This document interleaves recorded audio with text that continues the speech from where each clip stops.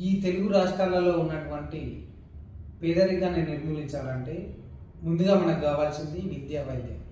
ఈ విద్యా వైద్యం వల్ల పేదరికానికి ఏ సంబంధం అంటే, ఒక మధ్య పేద తరగతి వాళ్ళు ఎవరైతున్నారో వాళ్ళు తన పిల్లల్ని చదివించుకోవాలంటే వాళ్ళు కొన్ని లక్షలు ఖర్చు పెట్టాల్సి వస్తుంది ఎడ్యుకేషన్ అంటే ఎడ్యుకేషన్ తోటే జ్ఞానం వస్తుంది. అంబేద్కర్ గారు కూడా ఎడ్యుకేషన్ తోటే ఈ రాజ్యాంగాన్ని